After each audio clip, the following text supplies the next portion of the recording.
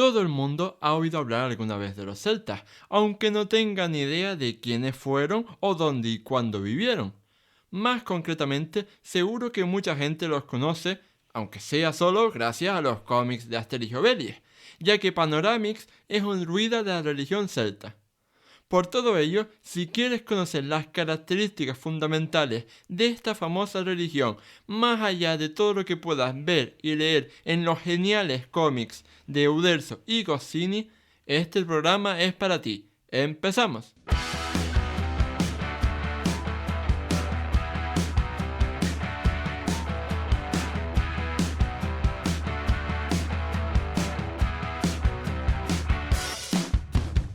Muy buenas a todos y bienvenidos al episodio 35 del podcast de Historia, el programa con el que cualquier persona puede aprender sobre historia independientemente de su formación o nivel de conocimientos previos.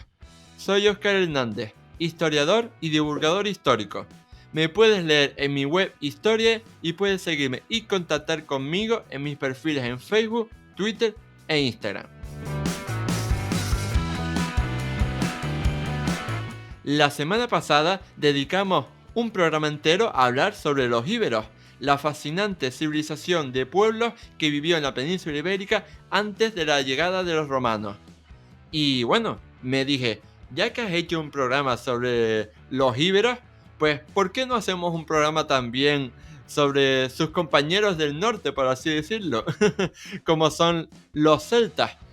Un pueblo que es también bastante famosillo entre el público, pero del que yo creo que se sabe bastante poco, aunque están un poco más divulgados que los íberos, eso es cierto. Y bueno, puestos a hablar de los celtas y más concretamente sobre la religión de los celtas, he querido contar con una gran especialista para que nos hable del tema. Ella es Yasmín Bernús Rodríguez, doctoranda en Historia Antigua de la Universidad de Alicante, especializada precisamente en Historia de la religión celta. ¿Qué tal estás, Yasmín? Hola, buenas. Pues muy bien, muy entusiasmada por estar aquí. Debo agradecerte la invitación. La verdad es que es verdad, están un poquito más divulgados que los íberos, mis compañeros celtas, pero creo que todavía falta muchísimo por indagar y también muchísimo por desmitificar. Sí, desde luego. Y yo creo que precisamente programas como este son muy buenos para hacer esa labor desmitificadora que ya también lo hablamos en el podcast de la semana pasada sobre los íberos. Y bueno, tal y como sucedió en ese caso, te voy a hacer la misma pregunta para empezar. Es decir, ¿qué eran concretamente los celtas? ¿Qué tipo de pueblo eran? Y bueno, en general, resume en 2 minutos cómo eran los celtas para que la gente pues se haga una idea, porque claro, no vamos a empezar a hablar aquí de la religión celta sin aclarar específicamente quiénes eran los celtas. Pues muy bien, la verdad es que es la pregunta primera que tenemos que tener en la mente cuando a la hora de hablar de cualquier función, actividad o pensamiento celta. Primeramente tenemos que saber qué son los celtas, aunque es un reto bastante grande el condensarlo solo en 2 minutos, pero lo voy a intentar. Tenemos que tener presente que los celtas provienen de la rama de los indoeuropeos, al igual que los romanos, los griegos, y se asentarían más o menos en el centro de Europa. Empezaría con la cultura Hallstatt en el siglo VIII antes de nuestra era, y poco a poco irían expandiéndose desde ese centro de Europa hasta las zonas más occidentales, como puede ser la Galia, Britania o incluso la zona noroccidental de Hispania, de lo que será después Hispania, y hasta zonas orientales, como por ejemplo Anatolia. ¿Vale? Llegarán a expandirse hasta esas zonas y ya irá evolucionando. A partir del siglo VI antes de nuestra era tendremos la cultura del Aten y llegaremos a que los tendremos bien presentes en el siglo IV antes de nuestra era, con esa entrada en Roma y poniendo en jaque la naciente Roma con los galos. Pero lo que tenemos que dejar súper claro es que cómo se entendían los celtas, ¿no? Los celtas eran entendidos como ciertas comunidades que compartirían unos ciertos rasgos étnico-culturales, ¿vale? Tendrían rasgos étnico-culturales comunes, como pueden ser la lengua, sobre todo la lengua, celtoparlantes, comunidades celtoparlantes. Y la religión, veremos que más o menos sería entendida del mismo modo, pero, y esto es lo importante de remarcar para el tema de hoy, como son comunidades independientes en lo que tiene que ver política, socialmente, en toda la organización social, en toda la organización política, incluso cuando hablamos de religión en distintas comunidades, veremos que aunque tengan los mismos dioses con las mismas funciones, los teónimos, es decir, pues si en una parte se llama Taranis, no serán compartidos. En otra comunidad, ese Taranis puede llamarse, por ejemplo, Suquelos, ¿vale? Entonces, eso es lo que mejor tenemos que tener claro antes de hablar de la religión celta. Hmm. Y bueno, como te decía, es muy necesario hacer este tipo de distinciones para tener las cosas claras antes de empezar. Y bueno, y lo has explicado muy bien también, situándolos también en el espacio y en el tiempo, que es algo muy necesario, yo creo que a la hora de abordar cualquier civilización, no solo la celta. Y bueno, ya que hemos mencionado que los celtas no son un pueblo homogéneo, quizás quiera aclararnos un poco más cuáles eran los nombres de los muchos pueblos celtas que integraban, ¿no?, este colectivo al que llamamos colectivamente, valga la redundancia, como celtas, al igual que en la península ibérica los llamamos íberos. Pues sí, la verdad es que al no ser una cultura, una localidad unificada, como podemos pensar en Roma, tenemos que pensar en muchísimas comunidades dentro de un territorio mucho más amplio.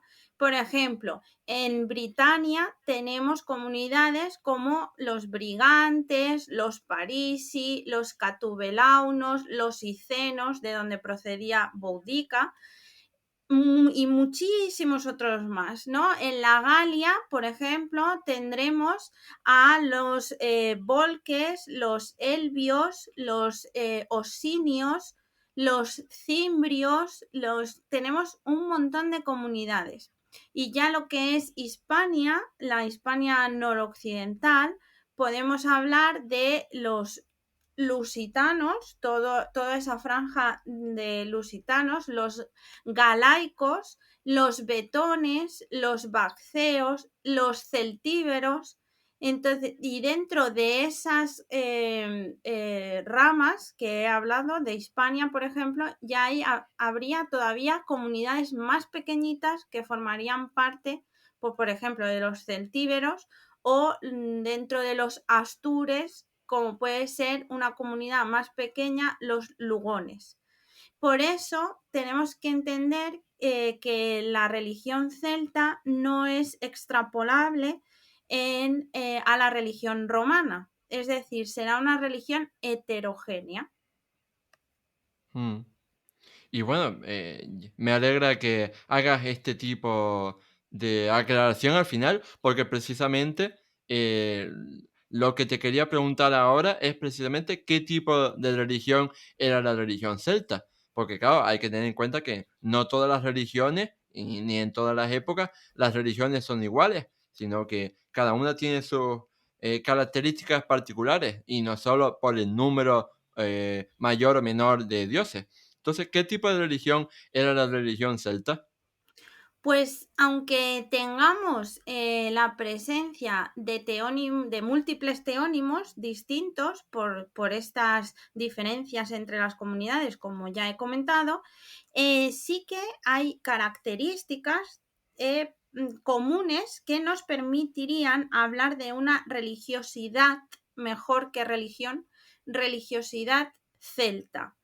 Por ejemplo, la cosmovisión que había entre los celtas también es diferente a la de Roma. En Roma, cuando ya romaniza todos los territorios, nos presenta una religión de un carácter urbano, un carácter fuertemente urbano, como pueden ser las divinidades de Júpiter, Marte o incluso Minerva. Son dioses que tenemos que entenderlos ligados a lo urbano y al mundo público. Sin embargo, entre los celtas la realidad es un tanto distinta, porque sus características son muy fuertes y muy ligadas al pensamiento agrícola todavía.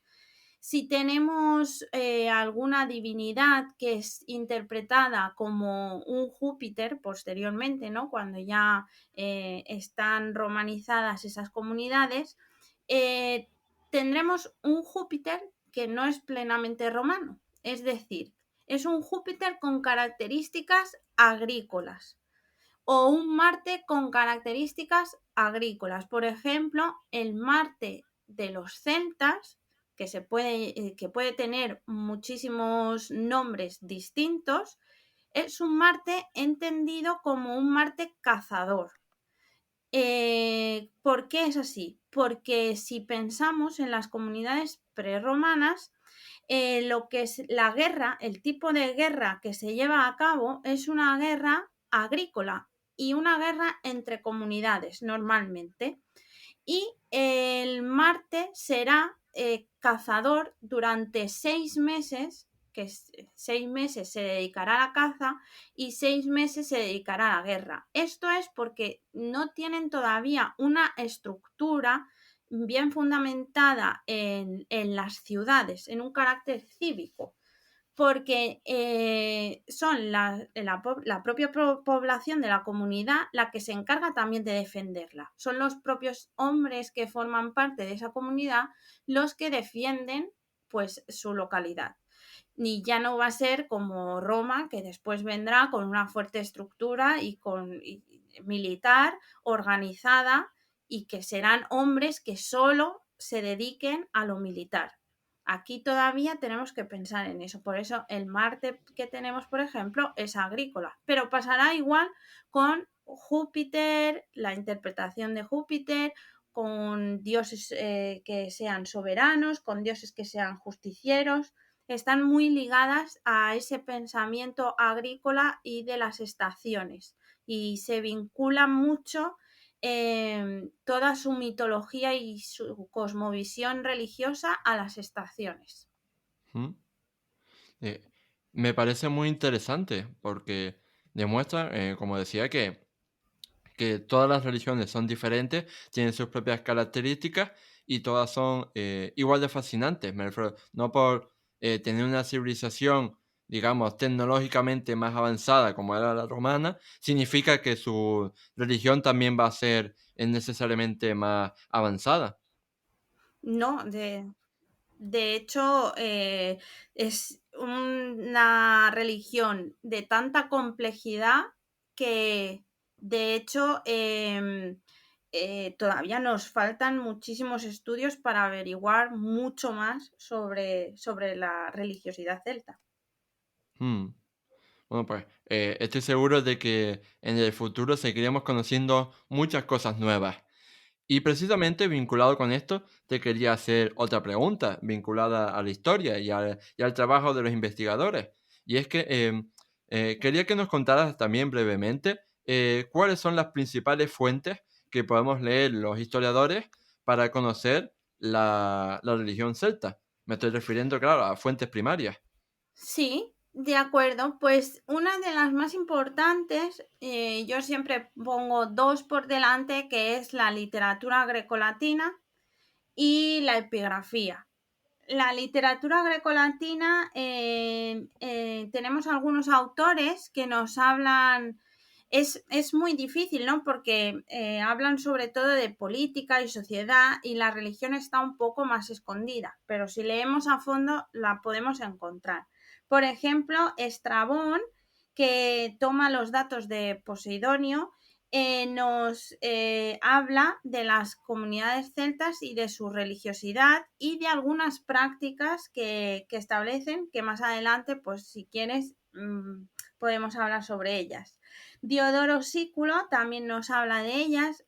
Julio César, muy brevemente, pero también nos nombra pues todas las divinidades más importantes entre los celtas.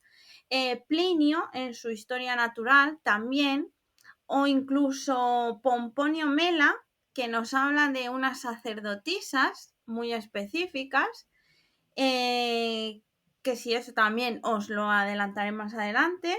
Y Tácito, en su obra Germania, también nos habla de cierta religiosidad entre los celtas ya de esa zona, que ya son más desconocidos y que incluso a veces podemos ya, los tenemos fusionados, sus creencias sobre todo, con la mitología nórdica, con la mitología celta, y luego, como posteriormente se une la religión romana, también estará fusionada la religión romana ahí. Así que es muy, muy complejo su estudio. Pero con esa complejidad que nos dan las fuentes literarias y también que tenemos que tener en cuenta que están escritas por los vencedores, de alguna manera, entre comillas, ¿no? Por la civilización dominante, eh, ella nos lo arreglará o nos dará mucho más pistas la epigrafía. A través de la epigrafía podremos comprobar si lo que nos transmite la literatura es cierto o no, porque tenemos un montón de epígrafes y también mucha iconografía que ya no es de las etapas primeras sobre la cultura celta, pero sí que ya llega con la romanización, empiezan a poner sus dioses en piedra, los nombres, y entonces lo que va a hacer es ayudarnos a corroborar eso que nos dicen las fuentes, ¿no? Y también unos estudios que están ahora en creciente desarrollo son los estudios etnohistóricos. Desde la academia se está realizando estudios etnohistóricos que, por ejemplo, van en camino de ver ciertos retazos que han pervivido en la literatura posterior, literatura basada en zonas celtas, ¿no? O en zonas de culturalidad celta, como pueden ser, por ejemplo, las leyendas sorianas de Becker. Y se pueden analizar ciertas pervivencias de las creencias antiguas. O también se estudian muchas de las festividades que se dan, pues por ejemplo, en Galicia, algunas peregrinaciones que contienen también ciertas características de lo que podía ser la ritualidad celta. Mm. La verdad es que me parece súper fascinante, ¿no? No me extraña que lo hayas escogido como tema de tesis doctoral, la religión celta. Sí, hay mucho por indagar y la verdad es que también me resulta súper fascinante. Empecé Mm. con mi TFG haciendo un estudio etnohistórico y ya desde ahí me ganó. La religiosidad celta me ganó. Vale, pues precisamente nos guste más o menos, ¿no? Uno de los elementos que definen a casi todas las religiones son el tema de las divinidades, los dioses y diosas. Así que háblanos un poco más sobre cuáles eran las principales divinidades, tanto masculinas como femeninas, en el mundo de la religiosidad celta. Bueno, pues aquí tenemos una problemática fuerte porque, como ya he dicho, los teónimos no se comparten, es muy heterogéneo. Entonces, en una comunidad, como he dicho anteriormente, el mismo Dios o la misma concepción divina se puede llamar de una manera y en otra zona se puede llamar de otra. Y esto, pues, es una problemática a la hora de analizarlo, ¿no? Por los historiadores.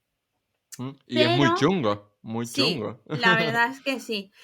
Algunas veces nos ayuda mucho, pues, esa epigrafía con los altares votivos o los exvotos, porque presentan en el mismo epígrafe la interpretatio romana. Es decir, pues veremos el nombre de la divinidad celta y luego vemos seguidamente, a continuación, el nombre de la divinidad romana y podemos deducir que muchas de las características pues serían compartidas, ¿no? Las funciones más o menos serían las mismas, más o menos, porque sí que es verdad que la iconografía nos ayuda a entender que esos dioses todavía tienen entre ellos los rasgos celtas, son entendidos como prerromanos, por ejemplo.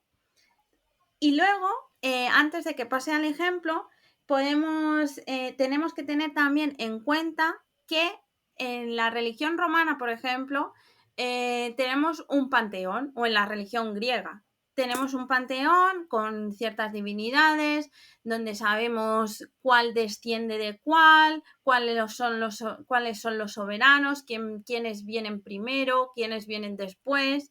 Pero esto en la religiosidad, en la religión celta, todavía no lo tenemos claro. No sabemos si existía un panteón como tal. Entonces tenemos retazos de ciertas divinidades, pero nos falta la narración mitológica. No sabemos realmente qué aventuras, por así decirlo, hay con los dioses, ¿vale? Porque luego lo podemos ampliar con la literatura insular, tanto la irlandesa como la galesa, pero también tenemos que tener en cuenta que es muy posterior, del siglo XII, y hecha desde monjes cristianos. Entonces tenemos que llevar ese cuidado a la hora de analizar las fuentes. Dicho esto, paso al ejemplo, y es que, por ejemplo, tenemos a Taranis, que viene nombrado en la Farsalia de Lucano y en las glosas de Berna del siglo X. Y muchos de nuestros oyentes, pues a lo mejor se preguntan qué son las glosas de Berna. Las glosas de Berna no son otra cosa que unos comentarios escritos en la obra misma de la Farsalia y están hechos por dos monjes distintos que nos hablan de tres divinidades sobre todo concretas: Taranis, Esus o Teutates, perdón. Entonces, ellos mismos hacen esa interpretatio romana y nos dicen que Taranis es Taranis Dispater. ¿De acuerdo? Entonces, los dos coinciden en esa divinidad y en esa interpretatio y se traduce como Taranis, una divinidad soberana muy similar al Júpiter. Es una divinidad justiciera. Pero Taranis, cuando nos aparece en la iconografía, lo vemos muy previamente, pues está caracterizado con un rayo en una mano y en la otra sujeta una rueda. ¿De acuerdo? Ese es muy temprano a la llegada de los romanos. En épocas posteriores, ese Taranis se va romanizando y cada vez es más jupiteriano, pero no abandona sus características prerromanas, no las abandona, sigue llevando la rueda. Entonces podemos tener a un Taranis con un águila al lado, símbolo de Júpiter, pero sigue llevando esa rueda. Esa rueda lo que caracteriza es el mundo astral. Muchas de las divinidades soberanas que tenemos, Taranis en una zona de la Galia, Sukelos en la Galia narbonense, Júpiter con el gigante Angípedo es ese mismo Taranis, pero en la zona de Germania. Van unidos a esa rueda, incluso diosas soberanas, que serían compañeras de este Taranis, por ejemplo. Por ejemplo, Navia en la zona de Galaequia o Nantosuelta en la zona de la Galia narbonense. Y van acompañados de esa rueda, o en los altares que son dedicados a estas divinidades, que tenemos la epigrafía y las inscripciones, también se verán pequeñas estelas, pequeñas ruedas o rosetas dibujadas. Y esto a lo que se ha llegado a la conclusión es que simbolizan el mundo astral, el mundo celeste, el mundo de los muertos, allá donde estas divinidades justicieras o soberanas están esperando las almas de los fallecidos, por ejemplo. En las glosas de Berna también se nos nombra a Esus como Mercurio y a Teutates como Marte. Y el otro monje dice que no, que Esus es Marte y Teutates es Mercurio. Y esto es lo fascinante, que a través de estudios y comprobar y sacar epigrafía, inscripciones y compararlas, hemos podido adivinar qué monje tenía razón y cuál no. Por ejemplo, en la zona de Britania encontramos a muchos exvotos que son palmetas, en muchos casos son exvotos tipo palmeta, y también anillos que están concentrados en las zonas del muro de Adriano. Son plenamente militares y son anillos de militares. Y los anillos tienen inscrito TOT, ¿vale? Y estas palmetas de las que os hablaba tienen inscrito Mars Totatis. Ya tenemos ahí la adivinación, ¿no?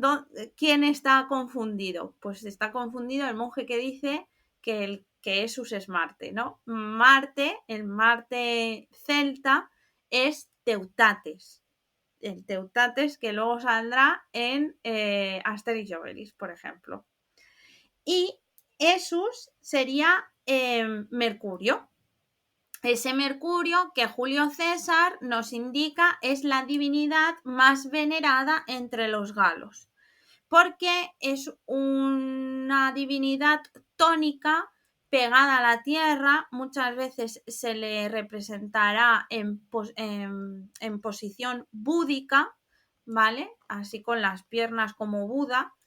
Y está muy conectado a la tierra. Aparece con sacos llenos de monedas, con la abundancia, con la fertilidad, y salen todos esos contextos.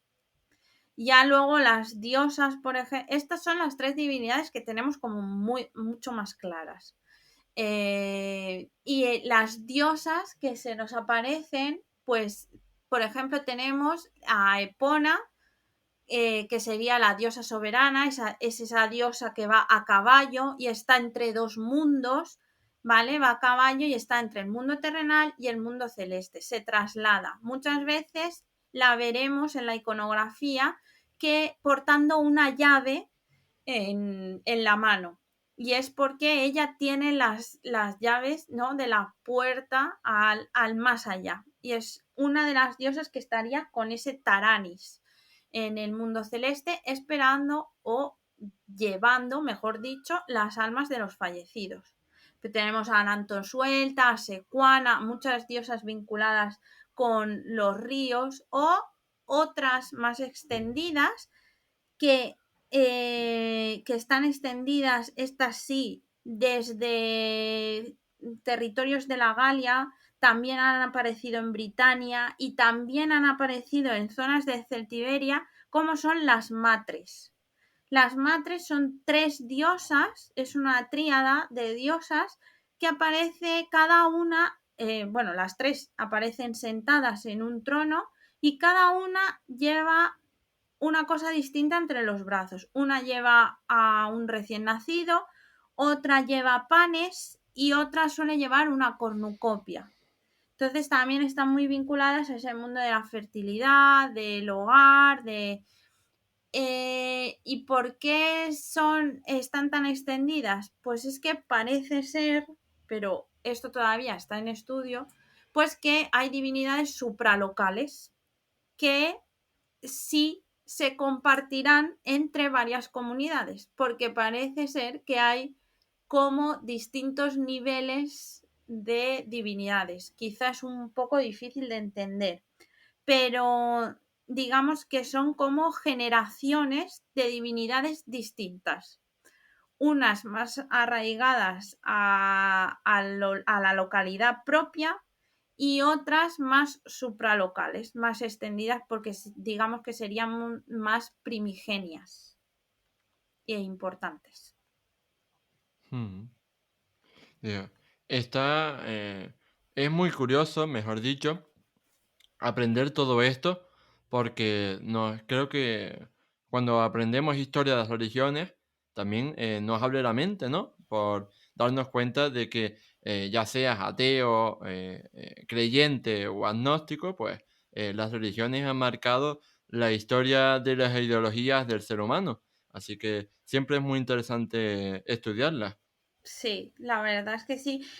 Hay y lo digo brevemente porque tenemos poquísimo tiempo, pero hay un símil que me hace mi director de tesis y que lo encuentro muy, muy, muy importante porque a veces no caemos, y es que muchas veces vemos una iconografía con una divinidad y luego vemos otra iconografía que esa misma divinidad, o sea, puede ser esa misma divinidad, pero en otro momento del mito. Y me dice, tenemos que pensar en ello como el mito, digamos, de Jesucristo. Jesús en una escultura estará en la cruz, pero en otra escultura estará en la cuna, en el pesebre. Eso no quiere decir que sean divinidades, entre comillas, distintas o que sea uno sea Jesús y el otro sea Juan. No, es el mismo Jesús, pero está representado en distintas fases del mito. Y yo es una de las cosas más importantes, digo yo, o no sé, que me ha hecho mucho abrir la mente. Mm. Sí, y muy interesante. Mm. Y bueno, avanzando en esta religiosidad celta, uno de los personajes, bueno, uno de los modelos de personajes más famosos e importantes de este mundo es precisamente la figura del druida, que como tú has mencionado brevemente, todos conocemos al menos un druida, que es Sí, Panoramix, el exacto. de Asterix y Obelix. Entonces, pues más allá de estos famosos y buenísimos cómics, yo te quería preguntar, en la historia, en la religiosidad celta, ¿qué funciones tenían los druidas? Pues mira, en la literatura grecolatina solo tenemos constancia una sola vez de la existencia de druidas. Es por Julio César, que nos nombra al druida que lo acompaña a Julio César a conocer todas esas comunidades galas por donde está pasando, y es el que le da toda la información. Y solo lo tenemos testimoniado una vez. Luego, lo que nos hablan las fuentes es de un consejo de sabios. Y también puede ser de sabias, porque Estrabón, para Clunia, nos dice que el consejo de sabias se reúne para dirimir si su población tiene que ir a la guerra o no. Entonces, como vemos, ese consejo de sabios o sabias, o incluso puede ser mixto, muchas veces extrapolan, o sea, se pasan de las funciones religiosas. no únicamente tendrán funciones religiosas, como nos dice Plinio, que tienen la función religiosa de la recogida del muérdago cada noche de Samain, ¿vale? Sino que van más allá. Estarán encargados de la organización tanto social como política de la comunidad y serán a quienes les hagan caso. Incluso los reyes, los rics o magistratus de esas comunidades, que así es como nos lo nombran, pueden ser destituidos si ese consejo de sabios lo cree conveniente. Incluso los pueden mandar a ser ejecutados, dependiendo qué falta tan grave hubieran hecho para la comunidad. ¿Mm? La verdad es que esto va mucho más allá de lo que podemos ver en los cómics de Asterix y Obelix. Sí, no simplemente es religioso. Y bueno, has mencionado el tema del papel de la mujer en la religiosidad celta Ujú. y que es precisamente tu tema de tesis. Entonces quería que muy brevemente nos resumieras cuál fue precisamente el papel de las mujeres en esta religiosidad celta, o sea, cuál fue el papel de las sacerdotisas. De acuerdo, pues tenemos poquita, la verdad es que menos de la que me gustaría, presencia de las mujeres sacerdotisas en la literatura grecolatina, pero la tenemos. Por ejemplo, Pomponio Mela nos habla de las sacerdotisas de la isla del Sena, que es una isla que está en los mares de la Bretaña francesa, donde se dice que son capaces de alzar los mares, las aguas, provocar tormentas o tempestades y que son las encargadas de guardar un templo donde están ellas solas para los navegantes, donde los navegantes pararían, harían sus oraciones, incluso les darían hospedaje y continuarían su marcha hacia otras tierras para comerciar. Luego también Tácito nos nombra a Tácito y Estrabón también nos nombran a las sacerdotisas que hay entre los cimbrios, que son ancianas porque nos dice que son mujeres que tienen el pelo largo y blanco y van vestidas de color blanco también y van descalzas. Y ellas son las encargadas, por ejemplo, de coger a todos esos enemigos capturados durante la guerra y se los llevan a lo más profundo de los bosques y en lo más profundo de los bosques realizan un sacrificio para realizar profecías. Lo que hacen es coger al delincuente o a los varios delincuentes que hubiera, bueno, capturados de guerra y en un caldero los degüellan y ven cómo cae la sangre en el caldero. Así como caiga, ellas hacen sus profecías. Y es que parece ser que las sacerdotisas galas o celtas, como se nos nombra, van muy vinculadas a las profecías. Por ejemplo, tenemos a Veleda, que también sale en Tácito y que va a ser una sacerdotisa que está en una torre a la que incluso los emperadores romanos irán a consultarle sus profecías. Y esto ya en época del siglo III, después de nuestra era, se van a llamar dríades. Dríades que sería el sinónimo femenino, ¿no?, de druidas, pero no aparecerá en la literatura, como digo, hasta el siglo III después de nuestra era.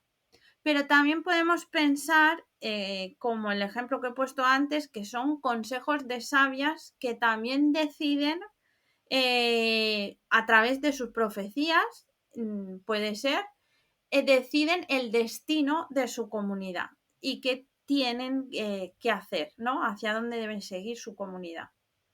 Pues sí, muy interesante y muy necesario también para reivindicar, como tú decías, el papel de las mujeres en las religiones, porque claro, el hecho de que la mujer, por ejemplo, no pueda participar en el cristianismo, bueno, en el cristianismo católico, como sacerdotisa, como cura en este caso, o como obispa, o lo que sea, pues no significa que haya sido así siempre, sino que tenemos muchas religiones en las que la mujer sí que tiene un papel activo.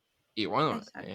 incluso hoy en día tenemos las religiones protestantes sí que tienen más papel de la mujer, porque yo estuve en Londres en 2018 y ahí vi mujeres sacerdotisas en la Catedral de San Pablo. Ah, fíjate, pues me gustaría mucho ver y presenciar eso. La verdad es Sí, que es sí, muy interesante. en el anglicanismo sí hay mujeres curas. Ujú. Sí, sí. Y, y bueno, más concretamente, hablando sobre qué hacían estos druidas, estas sacerdotisas, ¿le podrías contarnos brevemente cuáles eran los principales rituales que llevaban a cabo? Porque, por ejemplo, de los cómics de Asterix y Obelix, pues sabemos, ¿no? Que Panoramix iba con su voz al bosque sagrado a extraer el muérdago y demás. Entonces, creo que esto tiene algo de historia, ¿no? Sí, la verdad es que, como he mencionado también antes, está muy bien fundamentado. Nos dice poco lo de los cómics de Asterix y Obelix, pero lo que nos dice, nos lo dice muy correctamente. Y es que Plinio explica paso por paso y punto por punto el ritual que se realiza durante la noche de Samhain, que es la festividad más importante entre los celtas. Es el fin de año, ¿de acuerdo? Es como nuestro fin de año y se produce el 1 de noviembre. ¿Y qué se hace? Los druidas o druidas y druidesas juntos van al bosque y el muérdago que nace en el roble es extraído con una hoz que tiene que ser de oro o de plata. No puede ser de hierro porque el hierro contamina. Y nos explica paso por paso cómo recogen todo ese muérdago y cómo después ese muérdago será utilizado para hacer bebedizos o incluso curaciones. Es muy importante entre ellos. Y luego otras funciones que podrían hacer, se ha hablado a veces del sacrificio humano entre la religiosidad celta. Y como explica, por ejemplo, Tácito o Estrabón para estas sacerdotisas cimbrias, parece ser que sí se harían ciertos sacrificios humanos, pero tenemos que tener muy en cuenta que siempre se realizarían fuera del poblado porque el derramamiento de sangre no se puede hacer nunca dentro del poblado, eso es una contaminación, y que probablemente solo se hace hacia los delincuentes de la comunidad y hacia los cautivos de guerra. Nunca se haría con los miembros de la comunidad si no hubieran hecho ningún delito. Eso es lo que nos trasladan las fuentes. Y ahí en la Farsalia de Lucano, por ejemplo, nos explican distintas formas de sacrificar. Hay algunos ahogados en los calderos, hay otros que los sacrifican mediante el fuego y hay otros que los sacrifican desangrándolos, dependiendo a la divinidad a la que vayan otorgados, ¿no? Ofrecidos. Muy bueno, muy bueno. Me está gustando mucho este programa. Y no solo por hablar de Goscinny y Uderzo. Sí, me alegro un montón. Y bueno, mencionando algo que no tiene nada que ver con los cómics de Asterix y Obelix, que sería el tema de los sacrificios humanos, ¿qué de verdad y qué de leyenda hay en esta temática? ¿Hacían sacrificios humanos dentro de la religiosidad celta? Pues, como he dicho anteriormente, tenemos que tener en cuenta que seguramente solo era hacia los cautivos de guerra o los delincuentes. Y me dirás, ¿qué constancia tenemos de ello? Bueno, pues la verdad es que esta práctica tenemos muy poquita constancia sobre ello. Tenemos, por ejemplo, las cabezas cortadas que aparecen en templos como Rocapertés, un templo que es muy anterior a la llegada de los romanos, ¿de acuerdo? Y es un templo realizado en madera que iría donde todas las cabezas de los cadáveres son cabezas cortadas.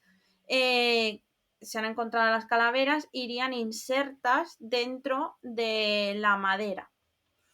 Y tenemos también algún sacrificio de personas enteras lanzadas a los lagos, que porque las condiciones de turbera pues han hecho que pervivan, ¿no? Y que nos lleguen a la luz esas fuentes. Y están como maniatados, están en posiciones rituales que parece ser que sí evidencian que había ciertos sacrificios humanos. Pero no son tantos ni son tan exagerados ni la práctica es tan extendida como nos llegan a decir las fuentes literarias ya grecolatinas, porque sabemos que tienden a exagerar, ¿no? Pues todo aquello que ven y no comprenden o que no se asocia con su mundo y su pensamiento, pues lo tienden a exagerar hacia lo despectivo, claro.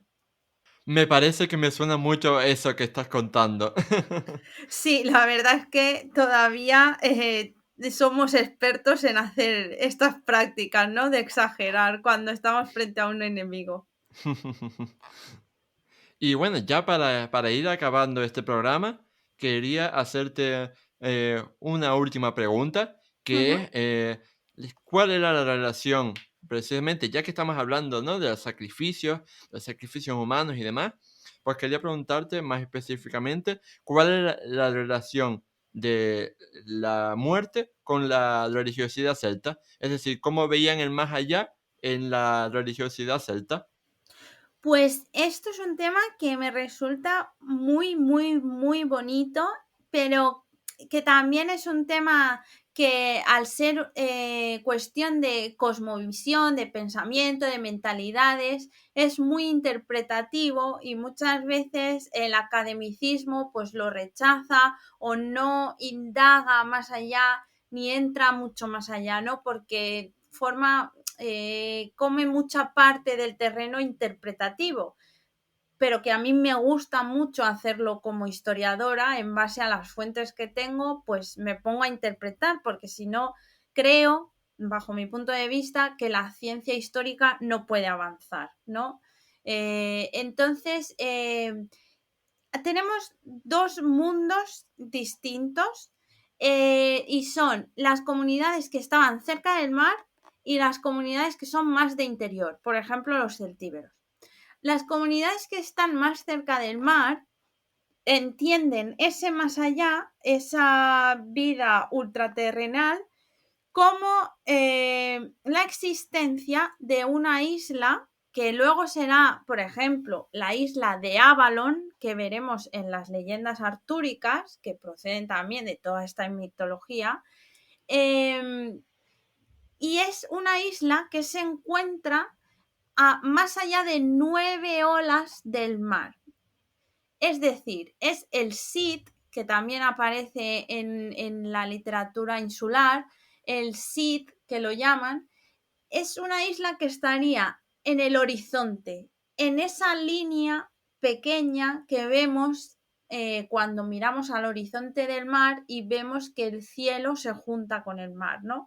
Pues allí en esa línea estaría el horizonte y estaría la isla donde van todas esas almas que han fallecido, ¿no? Y es que hablo así porque en la cosmovisión celta existe la creencia de una metempsicosis. ¿Qué es esto? Es como la creencia de la reencarnación, pero no la reencarnación que entendemos hoy entre los budistas, por ejemplo, o los hindús. Es una reencarnación en otra vida, no que vuelven a este mundo terrenal, sino una reencarnación en un más allá, en esa isla prometida, bueno, en esa isla ideal, mejor dicho, y allí se reencarnan en otra especie, incluso se pueden reencarnar en animales, ¿eh? Y porque lo vemos muy presente en la literatura insular. Y luego la zona celtíbera, por ejemplo, o zonas del interior que no tienen esa posibilidad, ¿no?, del paisaje con el mar, con el horizonte, vemos que las prácticas funerarias cambian, son distintas, porque, por ejemplo, en distinta iconografía de las estelas funerarias nos han aparecido la exposición del cadáver, sobre todo la exposición de los cadáveres de los guerreros. ¿Y qué es esto de la exposición? La exposición es trasladar el cadáver a una zona alta de montaña, si puede ser, y dejar allí el cadáver y esperar a que los buitres bajen, coman su carne y vuelen de nuevo. Entonces el buitre se convierte en ese animal psicopompo que a través de la alimentación de la carne lleva el alma del difunto dentro y lo está trasladando al mundo celestial. O incluso vemos esos esvotos rituales en los ríos o los manantiales. Y es porque ellos creen que en esos ríos o manantiales, que evidentemente luego dan conexión con el mar, están comunicados directamente con ese más allá. Así que podemos tener el más allá en la isla, en el mar, o el más allá que directamente está comunicado con el mundo celestial. ¿Mm? Yo creo que me repito como los cromos de la liga de fútbol, pero yo diría que me está pareciendo un programa muy bueno, realmente interesante y apasionante, y yo creo que cualquiera de nuestros oyentes estará pensando lo mismo. Y por eso también me da mucha pena decir que hemos llegado al final, pero antes quería hacerte una última pregunta para que nos recomendaras, porque Ujú. a lo largo de todo el programa hemos mencionado un montón de veces los cómics de Asterix y Obelix como Sí. ejemplos de buena divulgación histórica relacionada con el mundo de los celtas y particularmente de la religiosidad celta. Pero yo te quería preguntar si aparte de estos fantásticos cómics, ¿recomiendas algún otro tipo de lectura pues para todos los públicos sobre la religiosidad celta? Y también, algo más difícil, si recomiendas algún tipo de película o serie para conocer la religiosidad celta. Sí, pues está muy difícil, la verdad. Porque, por ejemplo, para la religiosidad celta, yo tengo 3 volúmenes que son, vamos, me encantan y se llaman Las brumas de Avalon. Pero es una novela, es la leyenda artúrica explicada a través de las mujeres protagonistas, por ejemplo. Y es que aparecen muchísimas diosas que tienen conexión con la literatura insular,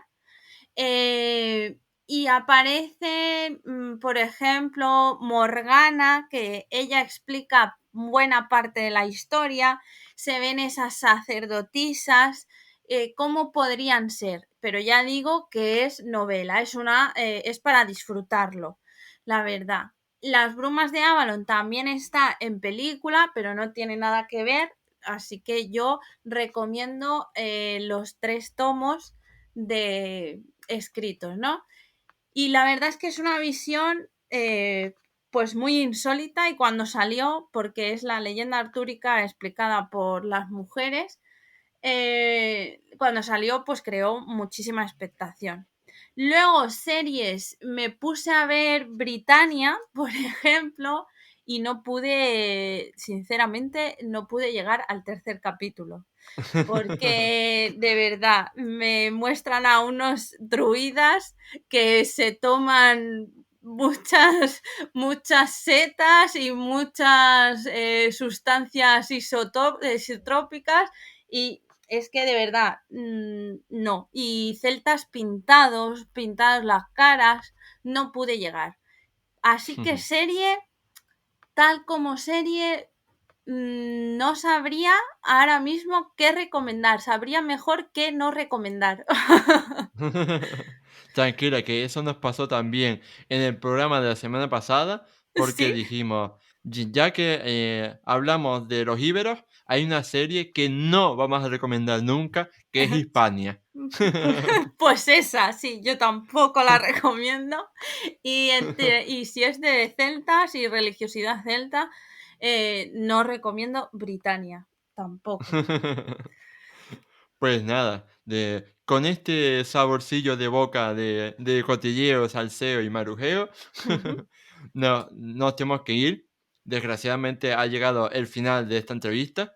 Y bueno, llegados a este punto, yo solo quería agradecerte infinitamente a ti, Yasmín, por habernos hecho un hueco en tu agenda para hablar sobre algo tan apasionante y poco conocido en realidad como es la religiosidad celta. Yo creo que a partir de este podcast, pues cualquiera que lo haya oído, ¿no? Pues a lo mejor podrá ver no solo los cómics de Asterix y Obelix, sino todo el mundo en general de los celtas con unos nuevos ojos. Así que muchas gracias por habernos compartido ese trocito de tu tesis doctoral. Nada, el placer es mío por estar aquí. Me siento muy agradecida por que me hayas invitado, y la verdad es que podríamos estar horas y horas hablando sobre los celtas, sobre su religión. Me gusta mucho y nada, yo encantada. Muchísimas gracias por haberme invitado, de verdad, y solo espero que guste.